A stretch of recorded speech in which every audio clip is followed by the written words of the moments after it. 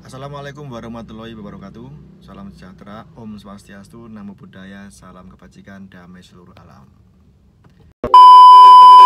Oke, jumpa lagi bersama saya di channel Sumber Taksi Online. Mantap. Oke.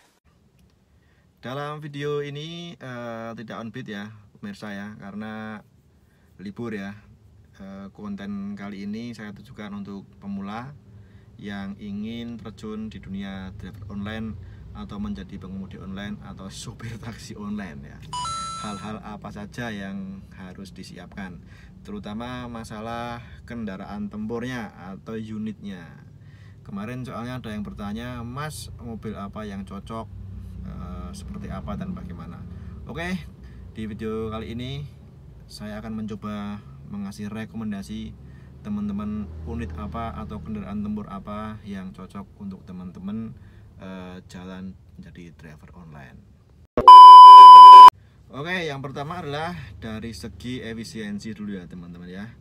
Jadi kita bekerja menjadi driver online itu harus sebisa mungkin faktor-faktor efisiensi kendaraan harus kita pikirkan ya.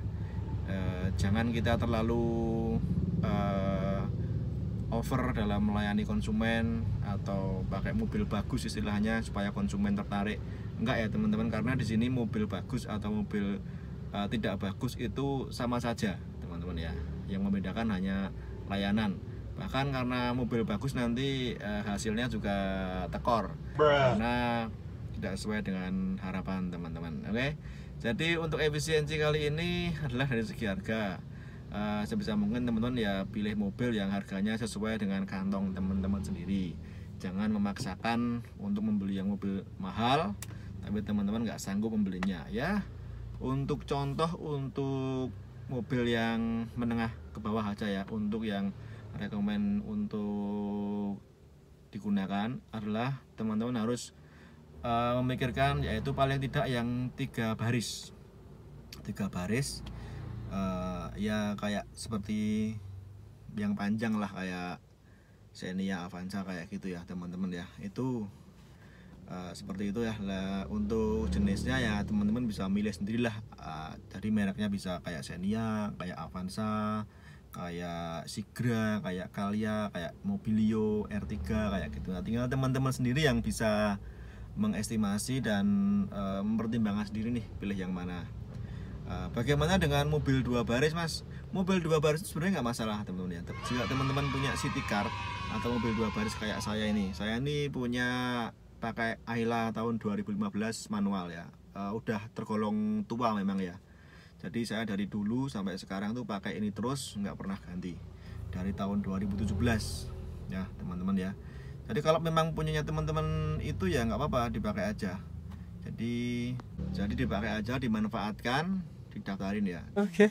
Jadi perbedaannya mobil 2 baris dan 3 baris itu hanya pada layanan. Jadi layanan yang tertera di aplikasi, nanti kalau mobil 3 baris itu bisa ada layanan, kalau Gokar ya Gokar L, kalau Grab ya Grab XL kalau nggak salah ya. Ya jelas layanannya lebih banyak teman-teman. Dari secara harga itu sama, nanti penumpang bayarnya sama dengan mobil yang 2 baris itu. Jadi kalau itu sih tergantung teman-teman ya. Tapi kalau saya menyarankan, kalau teman-teman baru mau beli mobil ya belilah yang 3 baris. Tapi kalau teman-teman memang sudah punya mobil dan punyanya city car 2 baris kayak Ayla, Kia Brio, Datsun, Karimun dan sebagainya ya pakai aja, nggak masalah. Selama masih bisa didaftarkan di sistem ya pakai aja. Dan kayaknya sekarang ini tahun tertua itu 2014 ya kalau di Grab sama Gokar. Koreksi kalau salah ya. Dengar-dengar 2014 karena usia mobil tuh kalau nggak 8 tahun 10 tahun ya. Kalau di Grab 2014 guys. Nah, jadi teman-teman sekarang tahun 2023, teman-teman kalau mau punya mobil tahunnya 2014 masih bisa didaftarkan.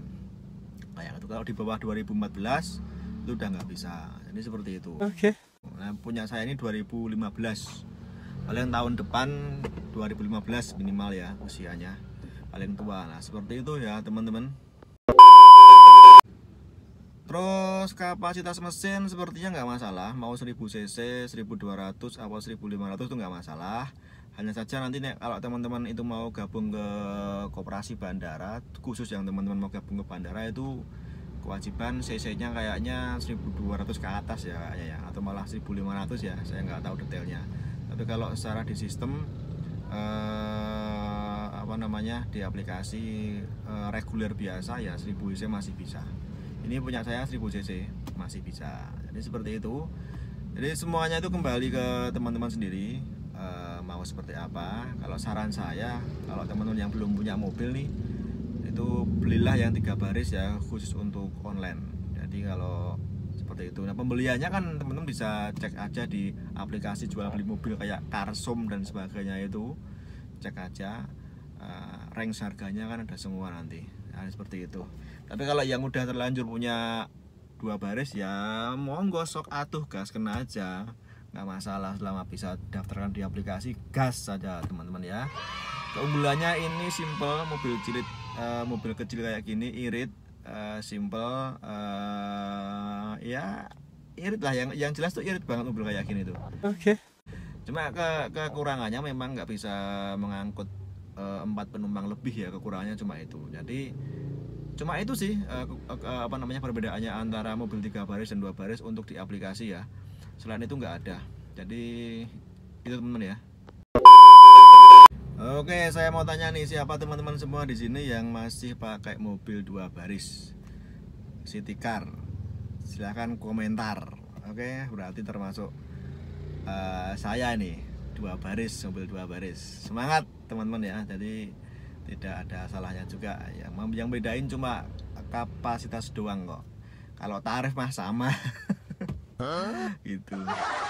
Terus apa lagi ya untuk driver-driver pemula ya yang ingin join menjadi driver online ya. Soalnya kemarin banyak yang komentar tapi saya lupa itu apa aja yang ditanyakan. Oh ya, kemarin ada yang tanya kalau Wuling Air If itu bisa nggak. Saya nggak tahu kategorinya itu Wuling Air If itu, soalnya mobil listrik. Jadi saya nggak tahu itu bisa atau enggak. Wuling listrik itu, mobil listrik saya nggak tahu karena aturannya kan cc ya, pakai silinder cc ya, kapasitas mesin. Tapi kalau mobil listrik kan tidak ada kapasitas mesin silindernya ya kayaknya ya. Koreksi kalau salah. Jadi nggak tahu kalau Wuling listrik, mobil listrik saya nggak tahu bisa atau enggak. Kalau teman-teman yang punya itu ya coba aja didaftarin di aplikasi. Terus ada yang masih bingung nih pendaftarannya gimana? Jujur saya terus terang ya, untuk Grab dan Gojek itu saya nggak tahu ada lowongan driver atau enggak. Saya nggak tahu, terus terang saya nggak tahu. Kalau teman-teman yang tahu mungkin bisa komentar, ngasih tahu driver-driver yang pengen join ya. Jadi pembukaannya itu tiap hari apa, saya nggak tahu. Karena saya dulu untuk Gojek ini saya daftarnya via aplikasi ya. Via aplikasi daftar, ngirimin syarat-syarat di lampiran, oke, dikirim. Udah, nunggu panggilan via WhatsApp atau via SMS. Saya dulu nunggunya sebulan teman-teman ya. Saya daftar di bulan Januari, dapat panggilan tuh Februari tahun kemarin. Jadi sebulan saya nunggu, baru dipanggil, datang ke kantor, verifikasi, pakai syarat-syarat asli di bawah, udah langsung aktif, isi saldo, bisa narik kayak gitu. Grab sepertinya juga begitu. Tapi kalau Grab rekrutmennya itu biasanya terbuka. Jadi ada pengumumannya ya, via medsos biasanya ya. Itu ada pengumuman perekrutan driver-driver di area masing-masing ya, tiap wilayah beda-beda memang ya. Itu kalau Grab kayaknya terbuka, ada pengumumannya ya. Yang nggak ada pengumumannya itu kayak Gojek, itu nggak tahu saya. Gojek itu kayaknya diam-diam. Nggak ada pengumumannya. Dan untuk yang paling mudah daftarnya adalah Maxim dan InDriver teman-teman. Kalau teman-teman yang mau pemanasan dulu nih, mau nyoba-nyoba dulu ya, daftar di dua aplikasi dulu itu teman-teman ya, Maxim dan InDriver, karena itu pendaftarannya lebih mudah. Kita nggak perlu datang ke kantor, via aplikasi ada PIN OTP masuk, bisa aktif langsung kayak gitu. Kalau Maxim dan InDriver jadi lebih mudah, jadi nggak perlu nunggu verifikasi ke kantor, nggak perlu. Kalau teman-teman yang mau latihan jadi driver pemanasan iseng-iseng ya pakai itu dulu biar tahu bagaimana rasanya menjadi driver online ya. Jadi itu saja. Apalagi ya yang kira-kira basic ya untuk keperluan narik itu ya. Oh ya, dulu udah ada yang pernah komen, Mas kalau on-beat pakai apa? Pakai celana pendek, sandal jepit atau kaos? Kalau saya pribadi kaos karena lebih nyaman. Tapi tetap pakai celana panjang. Kalau sandal saya jujur terus terang, saya kalau nyetir itu nggak pernah nyeker. Jadi kalau saya nyetir nyeker itu malah nggak bisa. Saya harus pakai sandal, paling nggak sandal jepit. Jadi ya ini ada dua perdebatan nih teman-teman ya. Siapa di sini yang nyetirnya masih nyeker? Itu silahkan komentar. Dan siapa nyetirnya yang pakai alas kaki? Silahkan komentar. Kalau saya tipe orang yang pakai alas kaki. Saya kalau nyeker nggak bisa karena dulu terbiasa saat latihan nyetir dibiasakan pakai alas kaki. Dan itu yang benar sebenarnya ya. Dan itu yang benar karena lebih safety. Tapi ada juga yang lebih ngefeel nyeker karena lebih terbiasa dan bisa ngerasain nginjek pedal rem, gas, kopling dan gitu ya. Oke, silakan komentar. Untuk kostum ya saya biasa pakai kaos asal sopan, kadang-kadang kaos bergerah. Kalau kemeja saya jarang. Karena apa? Karena gerah, sumuk teman-teman ya. Yang penting nyaman aja dan sopan, kaos bergerah nggak masalah. Saya pakai celana panjang, sandal paling celana jepit, tapi saya selalu menyediakan perlengkapan di belakang kayak kemeja, jaket, hoodie, sweater, sepatu, sendal yang bagus. Saya taruh jok bagasi belakang karena apa? Kalau suatu saat ngelayanin tamu yang dadakan, yang mengharuskan kita tampil rapi, nah itu udah siap perlengkapannya di belakang kayak kemeja, batik, atau celana panjang, sepatu udah siap di belakang. Kalau kita misal di charter tiba-tiba nih di jalan offline atau nganter siapalah turis atau bule yang mengharuskan kita sopan ya tinggal ganti baju aja di belakang kayak gitu ya teman-teman ya. Jadi selalu ready perlengkapan di belakang, sepatu, sandal yang bagus lah, bukan celana jepit, kemeja dan celana panjang, serep dan mungkin jaket, hoodie dan jaket saya sediakan di belakang karena untuk persediaan yang dadakan. Dan payung, jangan lupa payung ada satu itu. Oke. Jadi itu aja teman-teman, perlengkapan mendasar, basic banget bagi para driver atau calon driver yang ingin join menjadi driver online. Seperti itu. Untuk hal-hal yang mendetail nanti bisa ditanyakan lagi di kolom komentar. Jadi demikian vlog kali ini, semoga menjawab pertanyaan teman-teman dan semoga bermanfaat ya. Teman-teman yang mau daftar silakan.